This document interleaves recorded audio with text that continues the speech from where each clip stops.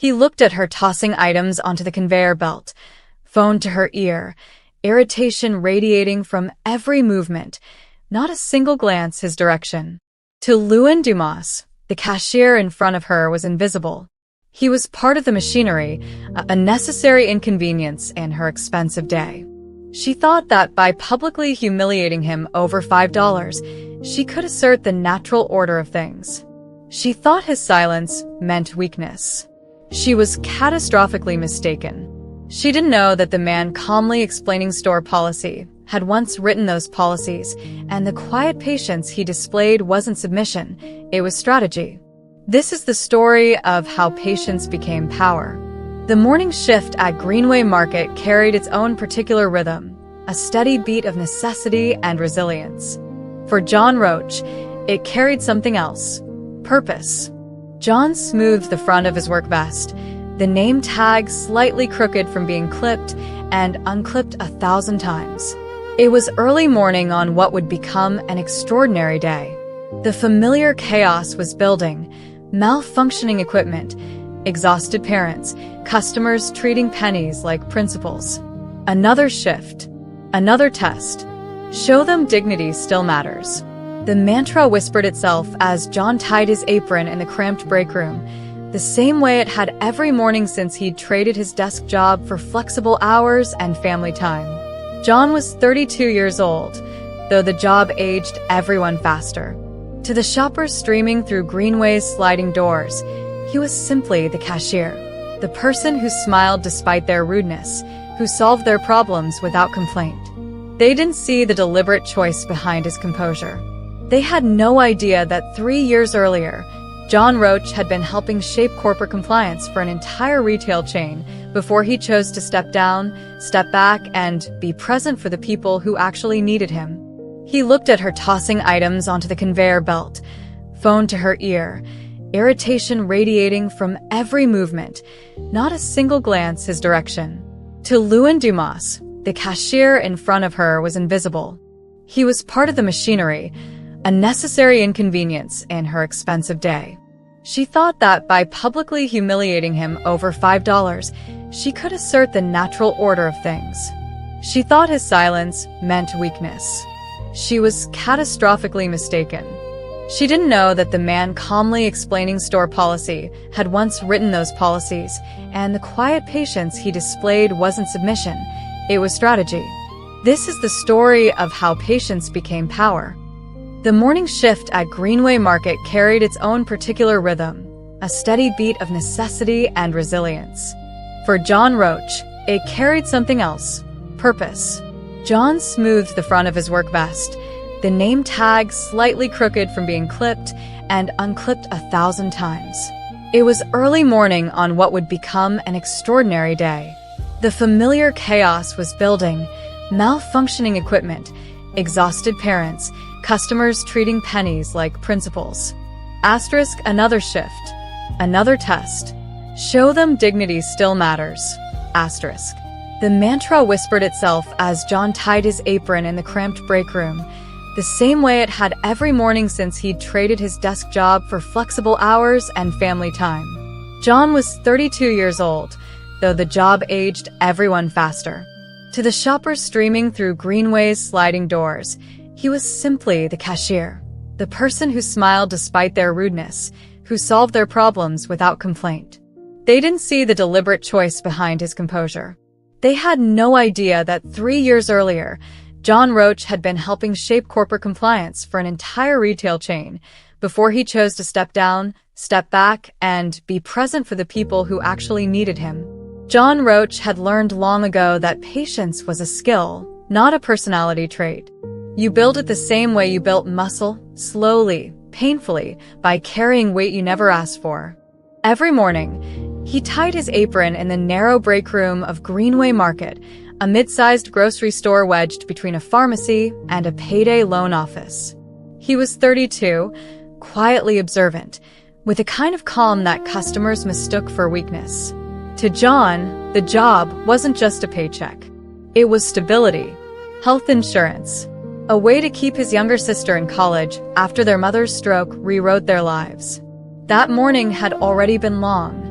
A card reader outage. A toddler screaming over cereal. A man who argued for 5 full minutes about a 20-cent price difference on bananas. John handled each situation with the same measured composure, never hurried, never dismissive, never allowing the pressure to crack the surface.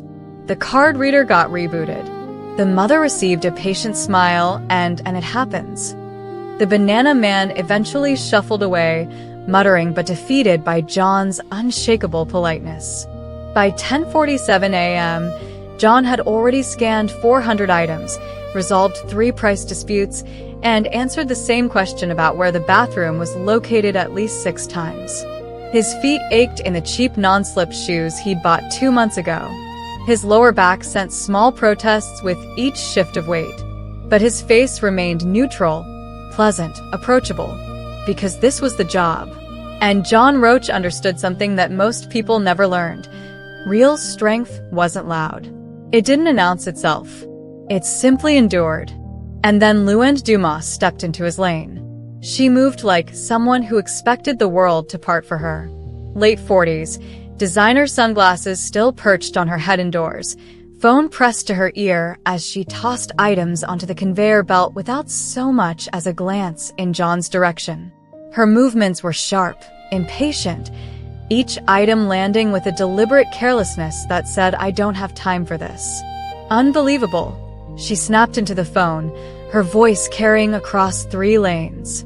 These places never have real service anymore. John gave his standard greeting anyway, his voice steady and professional. "Good morning. Did you find everything okay today?" She ignored him completely. Her conversation continued, a one-sided performance of outrage about traffic, incompetent people, and the general decline of basic standards. John began scanning her items: organic vegetables, imported cheeses, a bottle of wine that cost more than his weekly grocery budget. He worked methodically, each beep of the scanner a small punctuation mark in the background of her theatrical complaints. The people in line behind her shifted uncomfortably. An older woman caught John's eye and offered a sympathetic smile. John returned it briefly before refocusing on his work. When he reached the last item, the register beeped. A different tone. A flagged coupon error. John leaned forward slightly, his voice still calm, still courteous. "Ma'am, this coupon expired last week. I can remove it from your total, or..." Luann finally looked at him. Her eyes narrowed, not in confusion, but in irritation, as if his voice itself was an offense. As if he had personally inconvenienced her by existing in her line of sight. "Are you serious?" she said loudly, pulling the phone away from her ear. "It's $5. You people always do this." The transition was seamless, how a moment of routine customer service was about to become something entirely different. How a woman who thought she held all the power was about to learn exactly how wrong she was. And John Roach, patient and prepared, was about to teach her. She watched him scan items without looking at her once, phone pressed to her ear, designer sunglasses indoors, movements sharp with impatience. To Luann Dumas, the cashier standing before her wasn't a person. He was an obstacle between her and the door. She thought that by spitting in his face, deliberate, controlled, humiliating, she could remind him of his place. She thought she was untouchable. She was wrong. She didn't know that the man quietly voiding her transaction wasn't just a cashier, and the button he was about to press would not only end her shopping trip, but unravel everything she'd built. This is the story of how entitlement met precision. The fluorescent lights inside Greenway Market in suburban Phoenix hummed with a particular frequency of budget grocery stores, bright, clinical, and unforgiving. For John Roach, however, they mostly hummed with routine. John adjusted his apron strings, which had frayed at the edges from 3 years of tying and readying the same knot. It was 10:47 on a Tuesday morning. The lull had just broken. A symphony of beeping scanners, crying children, and the shuffle of customers who moved through his lane like water through a pipe. Card readers down again. Toddler screaming over cereal. Guy arguing about bananas. Keep breathing, Roach. Keep moving. The reminder came from his own mind. The mental script he'd developed after his mother's stroke rewrote their lives 2 years ago. John was 32 years old. To the customers of Greenway Market, he was background noise in khaki and polyester. He was the hands that scanned their milk, the voice that said paper or plastic, and the target that absorbed their frustrations. They didn't see the deliberate calm he'd cultivated like armor. They certainly didn't know that 3 years ago John had been a compliance analyst for Western Valley Retail Corporation, the very company that owned this store. One of the sharpest minds in regional retail policy before the emergency room call came. Before he chose his family over his career. Before he learned that patience wasn't weakness, it was a weapon. That morning had already been long. The card reader had gone down twice. A woman insisted her expired loyalty points should still work because she shopped here every week. A teenage employee called in sick, leaving John to cover an extra register. His feet ached. His lower back throbbed. His younger sister Maya's tuition payment was due in 3 days, and he was exactly $47 short. But John Roach had learned long ago that patience was a skill, not a personality trait. You built it the same way you built muscle, slowly, painfully, by carrying weight you never asked for. So when the automatic doors slid open and Luann Dumas walked in, John didn't know his patience was about to be tested in ways he'd never imagined. He just knew another customer needed help. And helping people, even the difficult ones, was what he did best. What he didn't know was that this woman, with her designer handbag and dismissive glare, was about to make the worst mistake of her life. Luann Dumas moved through Greenway Market like she owned the air itself. Late 40s, Botoxed forehead smooth as marble, Chanel sunglasses perched on her head despite being indoors. Her phone was pressed to her ear, and she spoke loudly enough that everyone within 20 feet could hear her complaining about her contractor, her housekeeper, her gardener. Everyone was incompetent. Everyone was trying to rip her off. The world, according to Luann Dumas, existed to disappoint her. John watched her approach his register, his trained smile already in place. She tossed items onto the conveyor belt without looking at him. Organic kale, gluten-free crackers, a bottle of wine that cost more than John made in 4 hours. She didn't acknowledge his greeting, didn't pause her phone conversation, didn't make eye contact. "Good morning," John said anyway, his voice steady and warm. "Did you find everything okay today?" "Nothing. Not even a glance."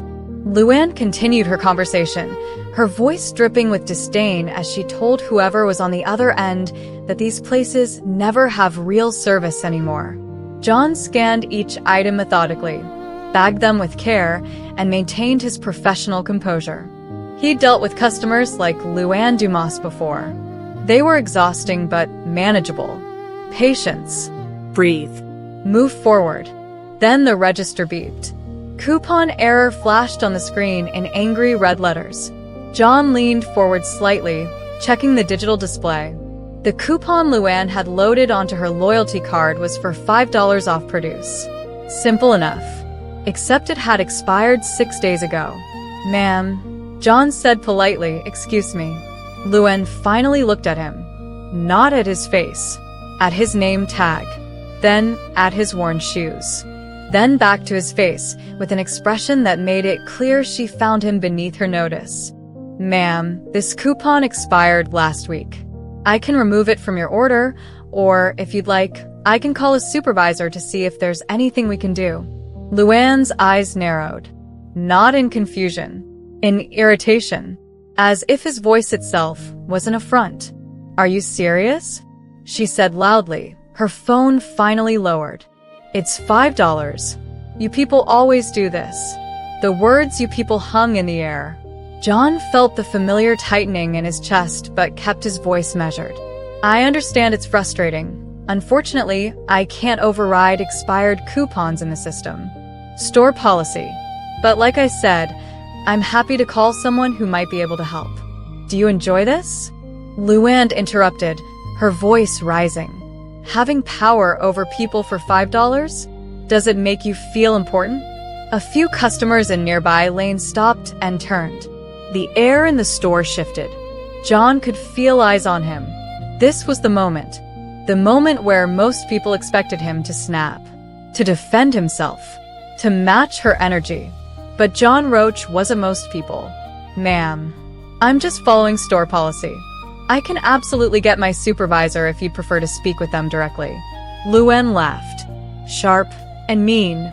Of course you can't fix it yourself. Figures." She leaned forward across the counter, close enough that John could smell the mint on her breath mixed with expensive perfume. Her face was inches from his. And that's when she did it. She spat. Deliberately. Controlled. A thin spray of saliva that hit John directly on his left cheek. The store went silent. Not library quiet. Tomb quiet. The kind of silence that follows something unforgivable. John froze, not because he didn't know what to do, but because for the first time in years, his patience hit a wall. His hand moved slowly to his face, wiping the spit away with the back of his wrist. His expression didn't change. Didn't rage. Didn't crumble. He just looked at her. And in that moment, Luann Dumas made her second mistake.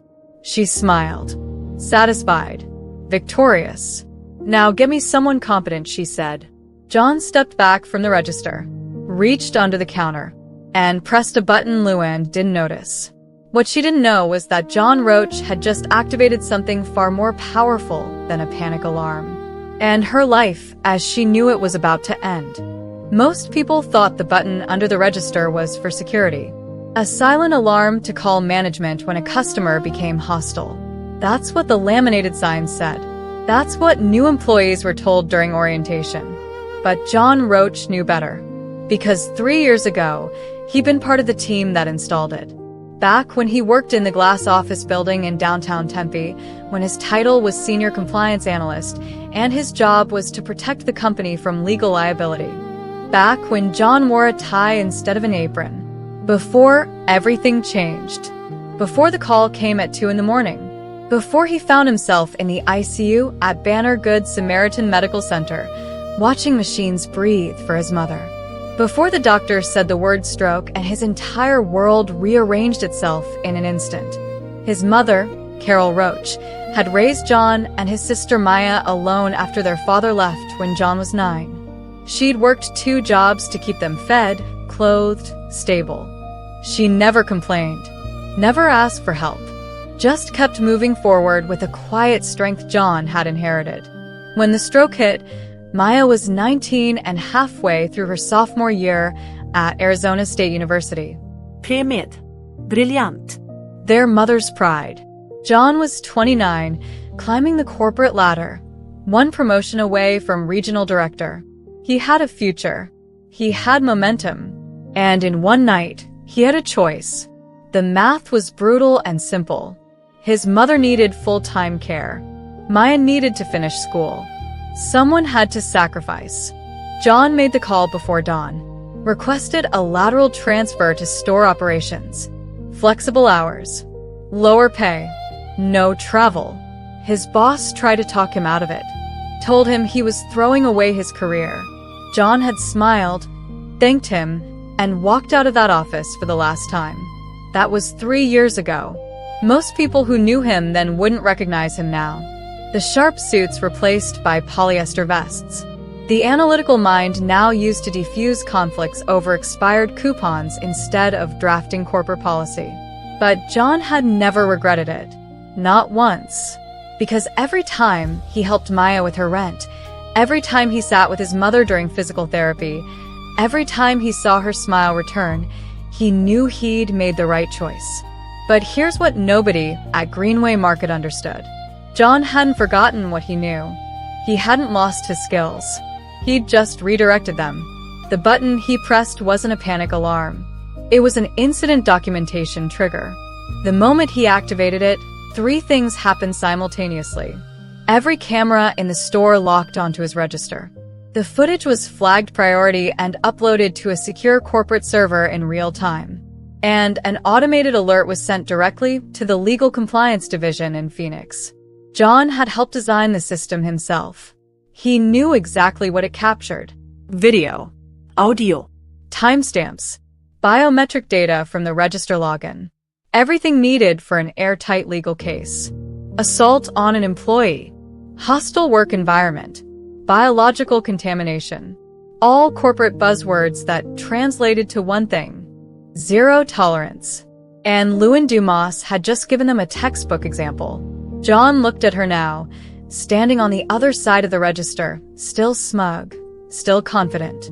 She had no idea what she'd just done.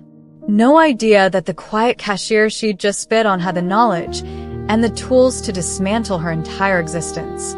"Ma'am," John said quietly, his voice steady as stone. "You're done shopping here today." Luann blinked. "Excuse me? You assaulted an employee. This transaction is void. You need to leave the premises." Luann's face twisted, rage mixed with disbelief. You don't get to decide that. "I spend more here in a month than you make in a year." John nodded once. "That may be true, but you just committed assault, and everything you did is on camera." Luann's confident smile faltered for just a second. Then she recovered, pulling her phone back up.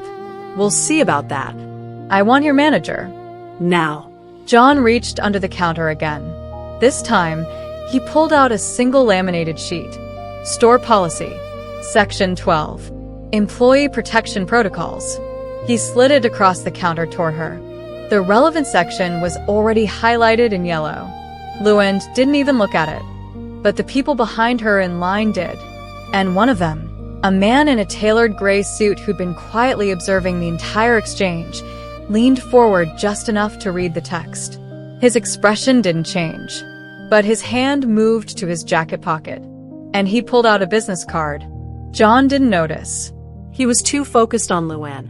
But what happened next would prove that sometimes the universe has a sense of timing so perfect it feels like justice. The supervisor arrived within 90 seconds. Michael Torres, mid-30s, perpetually stressed, the kind of guy who managed a grocery store because he was good with people but hated confrontation.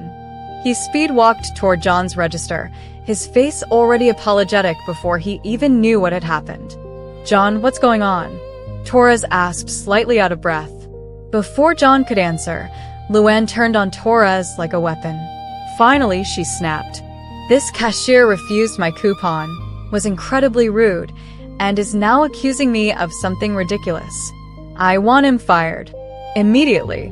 Torres blinked, glanced at John, then back at Luann.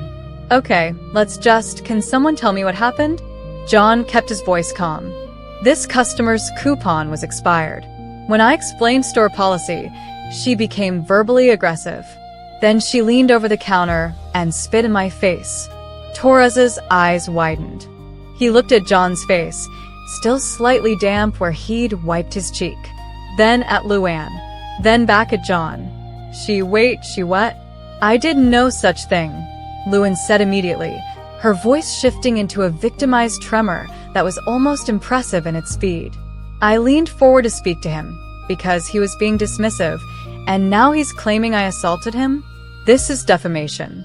I'm calling my lawyer." Torres looked lost. This was above his pay grade, and everyone knew it. "Ma'am, if there was an incident, we'll need to review the footage. We have cameras." Luann's face hardened. "Then review it. You'll see I did nothing wrong. This man is lying to cover his own rudeness." John said nothing. He didn't need to. The policy sheet was still on the counter. Torres picked it up, read the highlighted section, and his face went pale. "Oh," he said quietly. "Oh no." The store had gone eerily quiet. Customers in other lanes had abandoned their carts to watch. Phones were out. At least 4 people were recording. John could see them in his peripheral vision. The man in the gray suit was still standing 3 people back in line, watching with the calm focus of someone who understood exactly what was happening. Torres cleared his throat. "Ma'am, I'm going to need you to. I think we should step into the office." "And no," Luann interrupted. "I'm not going anywhere. I'm a paying customer. I've been shopping here for 5 years. I know the district manager personally. And this cashier, she pointed at John like he was evidence, has humiliated me in front of all these people. You're going to fire him, apologize to me, and give me my groceries for free, or I will make sure this store regrets it. Torres opened his mouth, closed it, looked at John with something between pity and panic. John remained perfectly still. He knew what was coming. He'd written the protocol himself. Section 12.3. Any incident involving biological contact with an employee requires immediate escalation to corporate compliance and local law enforcement. No exceptions. No manager overrides. It was designed specifically for situations like this. And Torres, poor overwhelmed Michael Torres, was about to realize he had no choice. But before Torres could speak, the man in the gray suit stepped forward. "Excuse me," he said, his voice calm and professional. "I'm happy to provide a witness statement if it would help clarify the situation." He placed something on the counter next to the policy sheet. A business card. Torres picked it up. His face went from pale to gray. John glanced at the card. And for the first time since Luann had spit on him, he felt something shift in his chest. Not anger. Not vindication. Just recognition. Robert Mendez, Regional Director, Legal Compliance and Risk Management, Western Valley Retail Corporation. The same company that owned Greenway Market. The same division John used to work for. The same man who had tried to talk John out of leaving 3 years ago. Mendez looked at John and gave the slightest nod. Then he turned to Luann. "Ma'am, I witnessed the entire interaction. You verbally harassed this employee, violated personal space, and committed assault. I'll be providing a full report to corporate and local authorities. You need to leave the premises immediately." Luann's face drained of color. Who are you?" Mendez handed her a business card. She looked at it, Looked at Mendez, looked back at John, and for the first time, doubt crept into her expression. You don't understand. I was frustrated, he was rude, I barely what? Mendez said. Barely spit on him? Because that's what I saw. That's what the cameras saw. And that's what's already been flagged in our system. Luann's confidence shattered like glass. And John Roach, standing behind his register with spit still drying on his cheek, realized something profound. Patience wasn't passive. It was preparation. It was knowing the rules. It was waiting for the right moment. And his moment had just arrived. But what happened next would prove that sometimes revenge isn't about anger. It's about letting someone destroy themselves while the world watches. And Luann Dumas was about to become a masterclass. Luann's voice cracked. "You don't, I'm a real estate broker. I have a reputation. You can't just..." "Can't what?" Mendez interrupted, his tone professional but cold. "Can't hold you accountable for assault. Can't enforce store policy. Can't protect our employees from hostile customers." He gestured toward the growing crowd. "You're being recorded by at least 6 people right now. This will be documented, reviewed, and actioned according to company protocol." Luann looked around wildly. The phones, the watching faces, the fluorescent lights that suddenly felt like spotlights. She was no longer the aggressor. She was the spectacle. "No," she said, shaking her head. "No, you're blowing this out of proportion. It was a mistake. I was upset. He can't even override a stupid coupon, and I lost my temper for a second." John spoke for the first time since Mendez had stepped forward. His voice was quiet but clear. "You spit in my face, ma'am. That's not losing your temper. That's assault." Luann's eyes filled with tears, but they looked calculated, manufactured. "I didn't mean I'm sorry, okay? I'm sorry. Can we just forget this happened? I'll leave. I'll never come back. Just don't make this a big thing." Mendez crossed his arms. "It's already a big thing. The moment you made physical contact with an employee, it became a corporate incident. Law enforcement has been contacted. You need to wait outside until they arrive." Luann's face went from pale to red. "You called the cops? For this? Are you insane?" It's spit. It's not like I hit him. Assault is assault, Mendez said evenly. And in Arizona, spitting on someone is considered assault. You'll need to speak with the officers when they arrive. Luann's hands were shaking now. She pointed at John. This is his fault. He was condescending. He treated me like I was stupid. Ma'am, Torres interrupted, his voice finally firm. I'm going to need you to step away from the register. Luann didn't move. She looked at John, really looked at him, and something desperate flickered across her face. Please, she said quietly. Please, I made a mistake. I have clients. I have a business. If this gets out, if people see this. She gestured at the phones. My career is over. Do you understand that? My entire career.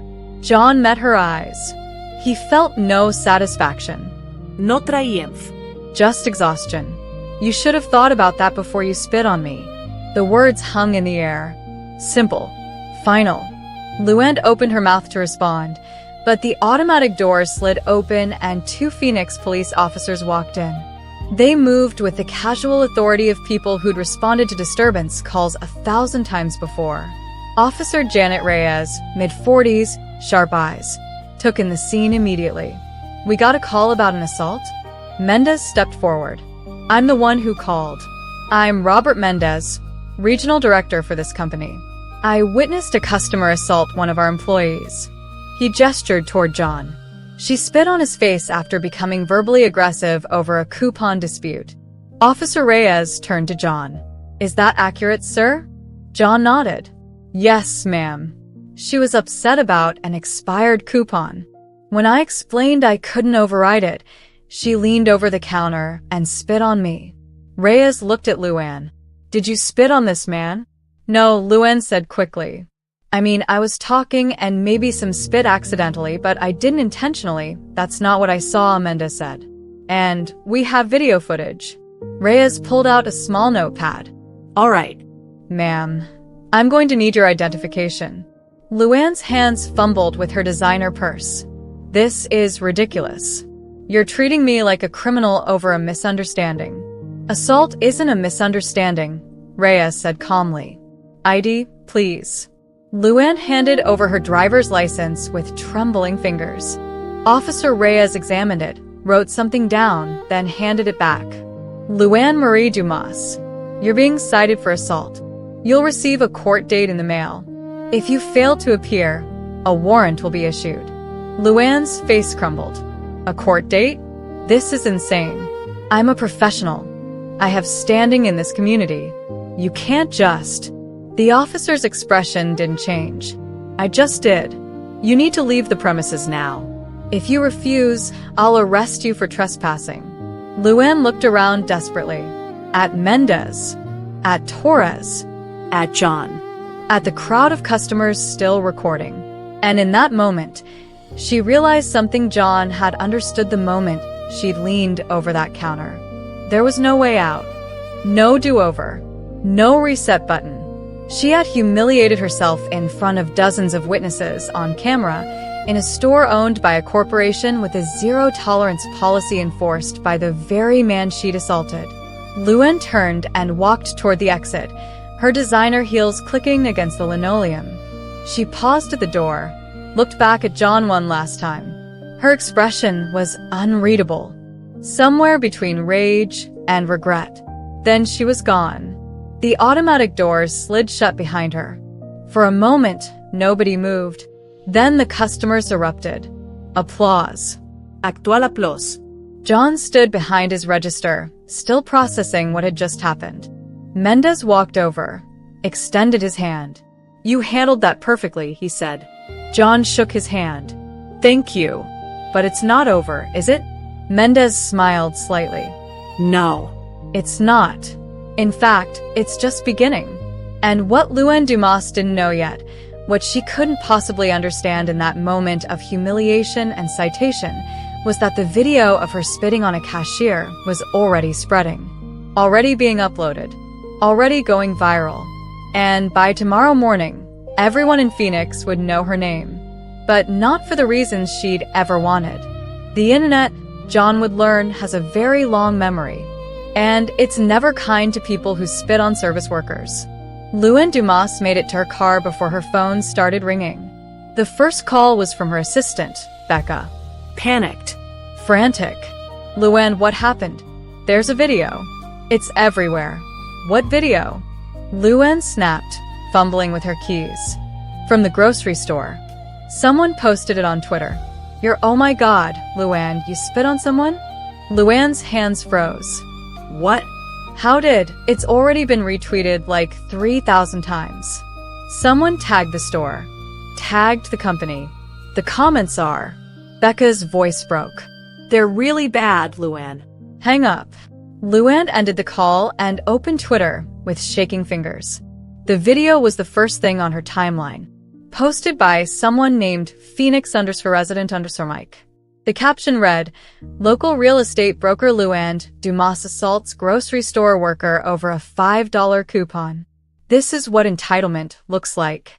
Accountability needed." The video was clear. Too clear. Luen could see herself leaning over the counter. Could see the moment she spit. Could see John's face as he wiped his cheek. And worst of all, she could hear her own voice. Loud, condescending, cruel. "You people always do this. Do you enjoy having power over people for $5? The comments were already in the hundreds. "This woman is disgusting. Someone find out where she works. I'd never hire a realtor who treats people like this. She needs to be fired immediately." Luen's stomach turned. She scrolled. More comments. More outrage. Someone had already found her real estate profile on Zillow and posted screenshots. Someone else had linked to her company website. Another person had tagged the Arizona Department of Real Estate. "This is who represents buyers and sellers in our state? Unacceptable." Her phone rang again. Her broker, Dennis Kowalski. She answered. "Dennis, listen, I can explain." "Explain what?" Dennis's voice was ice. "Explain why half of Phoenix is calling me asking why one of my agents assaulted a grocery store employee? Explain why our company page is flooded with one-star reviews? Explain why I'm getting calls from the local news?" "It was a mistake," Luen said desperately. "I was frustrated. I lost my temper. It won't happen again." "You're damn right it won't happen again. I'm suspending you effective immediately. We'll discuss termination after our legal team reviews this." "Dennis, please. Please don't do this. I've been with your firm for 8 years. I've closed millions in sales. You know me." "I thought I did," Dennis said. "But the woman in that video? I don't recognize her. And more importantly, our clients won't want to work with her. You're a liability, Luen. And I can't afford liabilities." The call ended. Luen sat in her car in the Greenway Market parking lot, her hands gripping the steering wheel so hard her knuckles went white. This couldn't be happening. Not over a stupid coupon.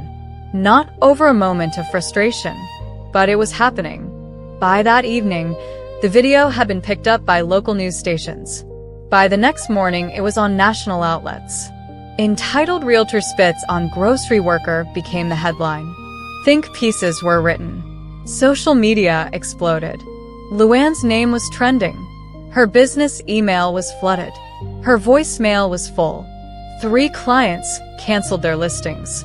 2 others demanded different representation. Her professional social media accounts were bombarded with comments. Shame. Disgust. Calls for accountability. Luen deactivated everything. Deleted her Twitter. Made her Instagram private. Disconnected her work phone. But the internet doesn't forget. Screenshots were already saved. Shared. Archived. Someone created a petition demanding her real estate license be revoked. It gathered 12,000 signatures in 24 hours. Another person set up a GoFundMe for John, the grocery worker who showed dignity in the face of disrespect. It raised $15,000 in 3 days. Meanwhile, John Roach went back to work the next day. He scanned groceries. He smiled at customers. He maintained his composure. But something had shifted. People recognized him now. Customers thanked him. told him they'd seen the video, told him he'd handled it perfectly. One woman brought him homemade cookies. Another man insisted on paying for his lunch. John accepted their kindness with the same quiet grace he'd shown Luann. But at night, alone in his apartment, he thought about what had happened. Not with satisfaction, not with pride, just with the strange awareness that sometimes justice doesn't look like revenge. Sometimes it looks like documentation, like policy, like letting someone's actions speak for themselves. And while Luann Dumas watched her career implode, John Roach received an email from Robert Mendez. Subject line, "We need to talk." John opened it, his heart beating faster. The email was brief. "John, I'd like to discuss an opportunity with you. Can you come to the corporate office tomorrow at 10? This isn't about the incident. It's about your future. Let me know. Mendez." John read the email 3 times. Then he replied, "I'll be there." Because sometimes the universe doesn't just deliver justice. Sometimes it delivers opportunity. And John Roach, who'd sacrificed his career for his family, who'd traded his suit for an apron, who'd absorbed years of small indignities with patience and grace, was about to discover that the quiet person is never as powerless as they seem. But what waited for him in that corporate office would prove that his story wasn't about revenge. It was about restoration. And Luann Dumas, watching her world collapse from her darkened living room, would soon understand the real cost of her arrogance. The corporate office of Western Valley Retail Corporation sat in a glass tower in downtown Tempe, overlooking the dry expanse of the Salt River. John hadn't been inside this building in 3 years. He stood in the lobby, wearing the only dress shirt he still owned, pressed but slightly faded.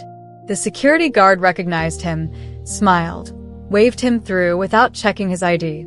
Elevator to the 9th floor. The compliance division. John's hands were steady, but his mind was racing. Mendez's email had been deliberately vague. An opportunity, not about the incident. What did that mean? The elevator doors opened. The hallway was exactly as John remembered. Slate gray carpet, minimalist art on the walls, the hum of corporate productivity. Mendez's office was at the end. Door open. Mendez looked up from his laptop and stood, extending his hand. "John, thanks for coming." They shook hands. Mendez gestured to a chair. John sat. For a moment, neither of them spoke. Then Mendez leaned back in his chair and smiled slightly. "You know, when you left 3 years ago, I thought you were making a mistake." John nodded. "I know. A lot of people did. But you weren't," Mendez continued. "You were making a choice. A hard one. The kind most people don't have the guts to make. You gave up a career to take care of your family.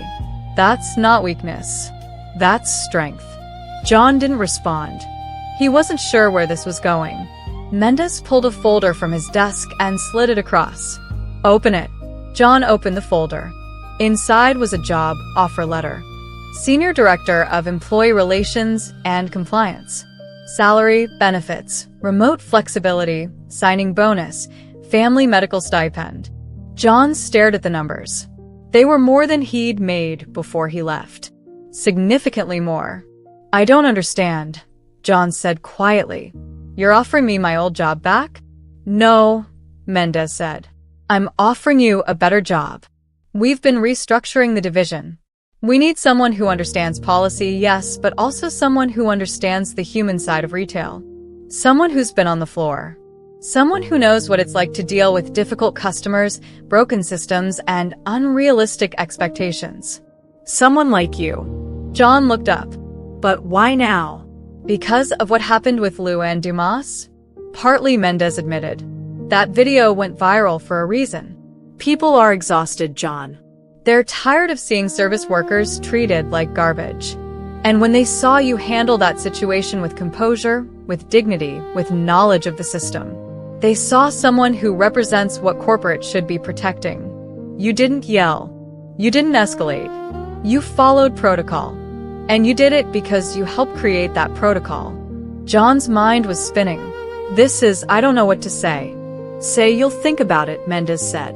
But there's one more thing. The company wants to implement a new training program.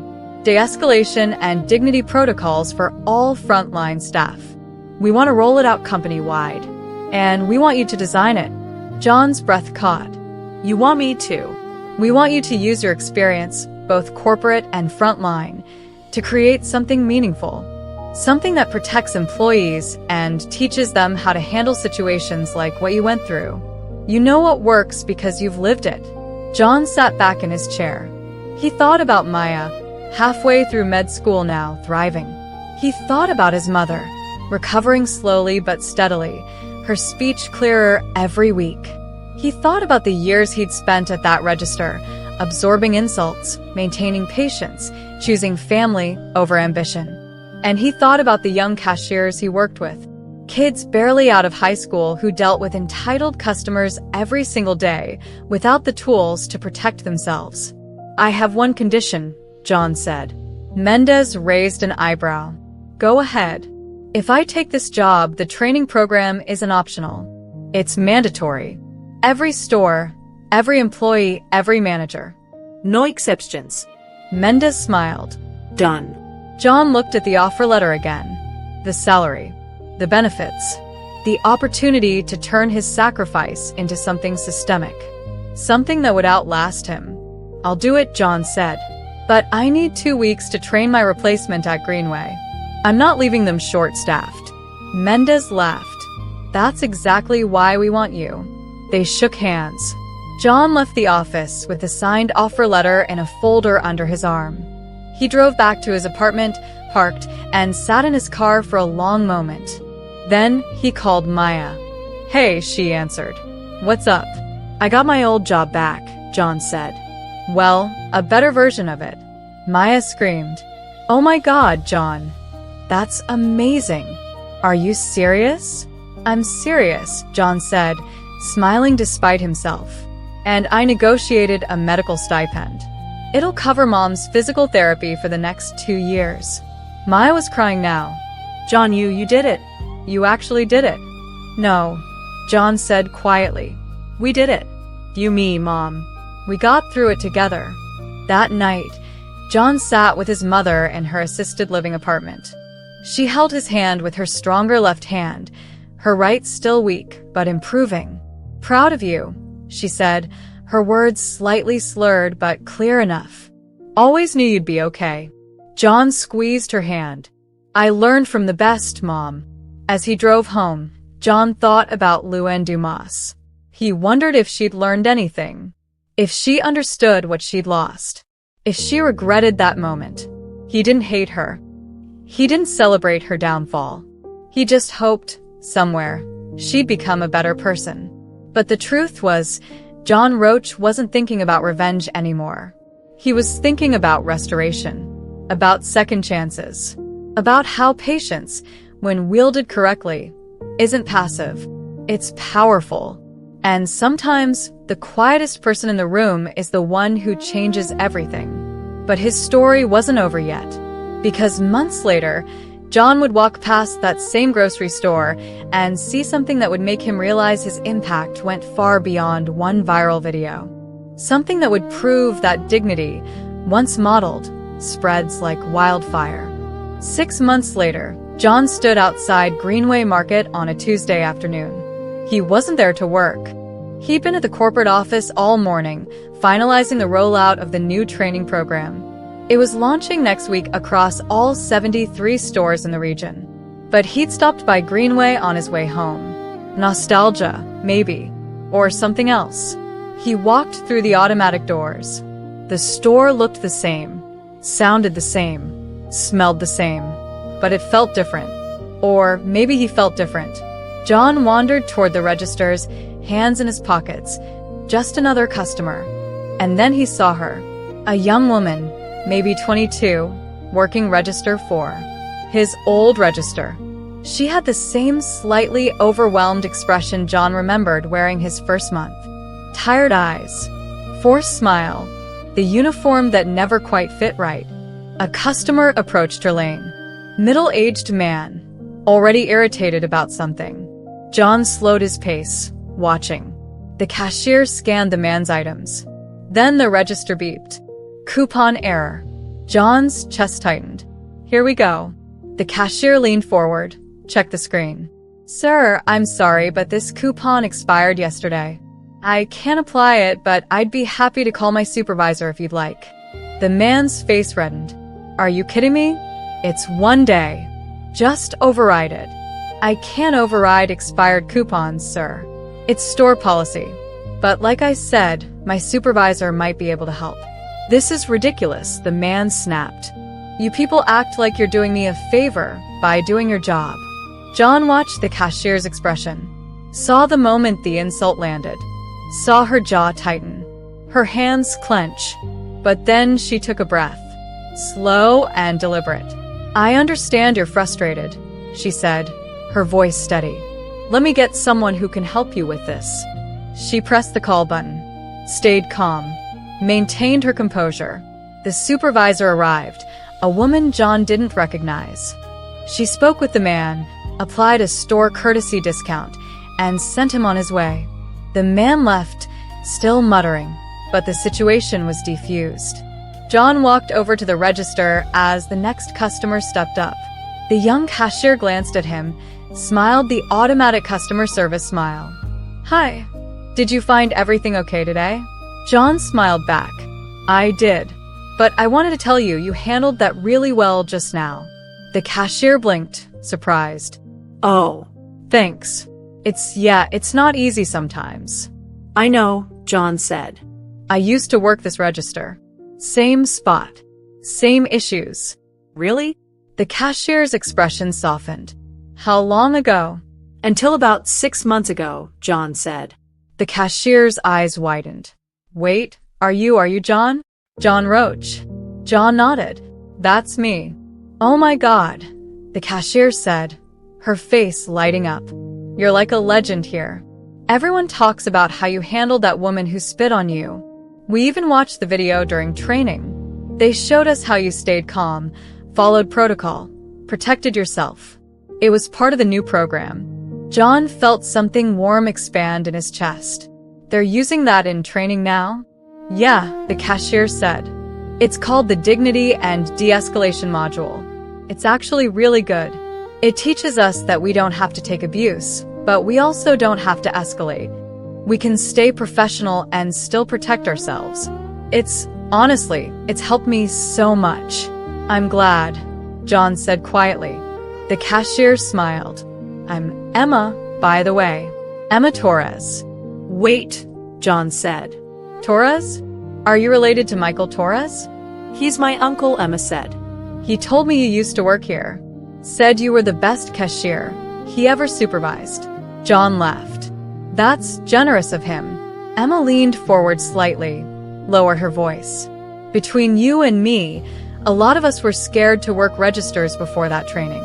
Customers can be so mean, but now we know what to do.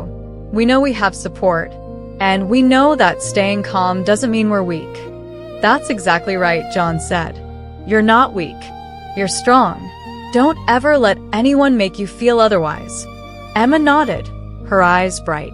Thank you. And thank you for, showing us how it's done. John left Greenway Market that day with a lightness he hadn't felt in years. He'd sacrificed his career to take care of his family. He'd endured years of small humiliations at that register. He'd been spit on by a stranger who saw him as less than human. But he'd also changed something bigger than himself. That night, John sat on his balcony, looking out at the Phoenix skyline. He thought about Luann Dumas, wondered where she was, what she was doing, if she'd rebuilt her life, or if she was still drowning in the consequences of one moment of cruelty. He hoped she was okay, not because he forgave her exactly, but because he understood that people weren't just their worst moments. They were capable of change, of growth, of becoming better. And if his story, his patience, his dignity, could inspire one young cashier to stand a little taller, to know her worth, to refuse to be diminished, then maybe the whole ordeal had been worth it. But John didn't know that his impact had spread even further than he realized. Didn't know that the training program he designed was already being adopted by other retail chains.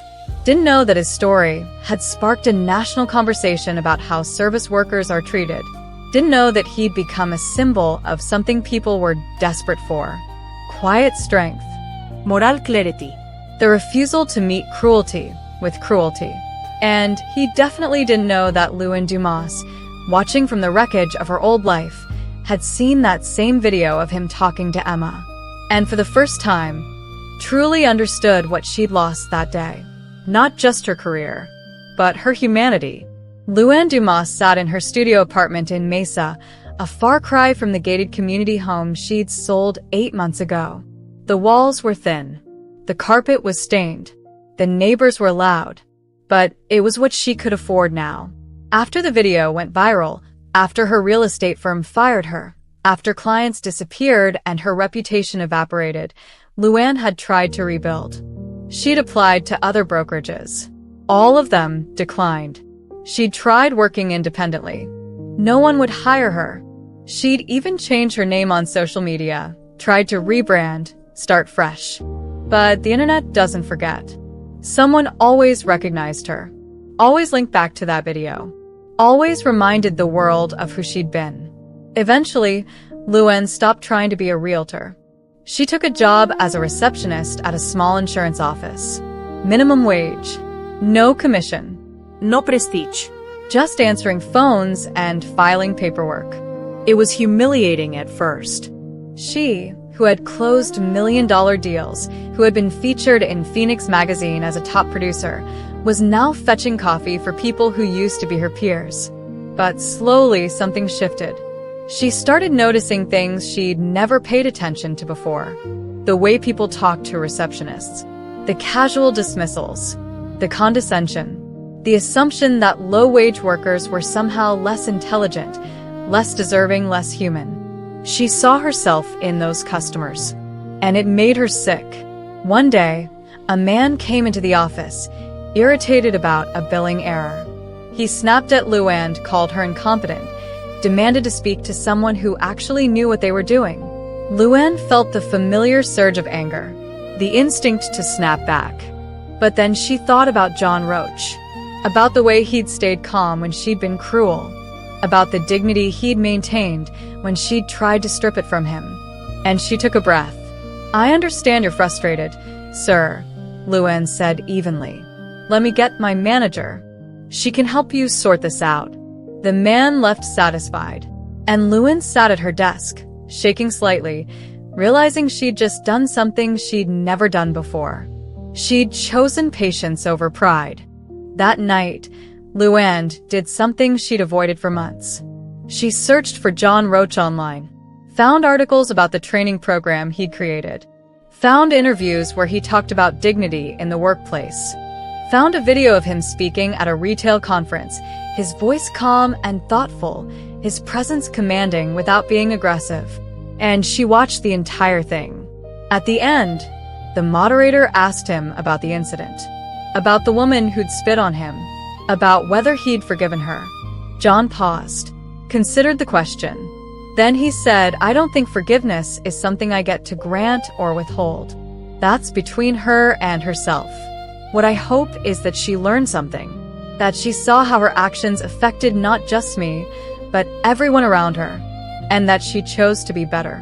Lewin closed her laptop, sat in the silence of her small apartment, and for the first time, she cried. Not out of self-pity, not out of anger, but out of genuine remorse. She destroyed her own life, yes, but she'd also hurt someone who didn't deserve it. Someone who'd been working a difficult job, trying to support his family, trying to survive. And she treated him like he was nothing. The next morning, Lewin did something terrifying. She wrote a letter. Not for publication. Not for redemption. Just to say what needed to be said. She addressed it to John Roach, care of Western Valley Retail Corporation. She didn't apologize for what the incident had cost her. She apologized for what she'd done to him. Weeks passed. Lewin didn't expect a response. Didn't need one, really. But then, on a gray November morning, an envelope arrived. Inside was a short note. Handwritten. Luann, thank you for your letter. I won't pretend what you did didn't hurt. It did. But I believe people can change. I believe they can grow. I hope you're finding peace. I hope you're treating people with the kindness you wish you'd shown me. That's enough. John. Luann read the note 3 times. Then she folded it carefully and put it in her wallet. A reminder, not of her worst moment, but of the possibility of becoming something better. Meanwhile, John Roach stood in a conference room in downtown Phoenix, presenting the final metrics of the Dignity Training Program to the Western Valley Executive Board. 6,000 employees trained. Incident reports down by 42%. Employee retention up by 18%. Customer satisfaction scores improved across all regions. But the number that mattered most to John was different. It was the emails he'd received from cashiers, stockers, managers. People who said the training had changed how they saw themselves, had given them tools to protect their dignity without sacrificing their professionalism, had reminded them they mattered. The CEO, an older woman named Sandra Voss, stood and shook John's hand. "This is exceptional work," she said. "You've created something that's going to outlast all of us." John smiled. That was always the goal. As he left the building that day, John thought about the journey. From corporate analyst to grocery cashier to senior director. From being spit on to being celebrated. From humiliation to vindication. But he didn't think of it as a victory. He thought of it as a reminder. That patience isn't passive. That dignity isn't weakness. That the quietest person in the room can change everything if they're willing to wait for the right moment. And as he drove home through the Phoenix streets, past the grocery stores and strip malls and ordinary lives, John Roach understood something profound. Luann Dumas had tried to humiliate him, had tried to remind him of his place, had assumed his silence meant he was powerless. She was wrong, because John had never been powerless. He'd just been patient. And patience, wielded by someone who knows their worth, is the most dangerous weapon in the world. 3 years later, Emma Torres would be promoted to store manager. She'd used the training John created to build one of the highest-rated teams in the region. She'd mentored dozens of young employees, teaching them that strength comes from composure, not aggression. And one day, years from now, someone would ask Emma, who taught her to lead with dignity. And she'd smile and say, "I learned from a guy who got spit on and changed an entire company. His name was John Roach. And he taught me that the quiet ones are never as powerless as they seem." Because in the end, that's what this story was always about. Not revenge, not vindication, but the simple, profound truth that treating people with cruelty might give you momentary satisfaction. But treating people with dignity, even when they don't deserve it, that changes the world. And Luann Dumas, wherever she is, will spend the rest of her life knowing she met someone stronger than her anger, someone wiser than her arrogance, someone who proved that sometimes the greatest power is the ability to stay calm while the world watches. John Roach didn't destroy Luann Dumas. She destroyed herself. He just refused to let her destroy him too. And that made all the difference.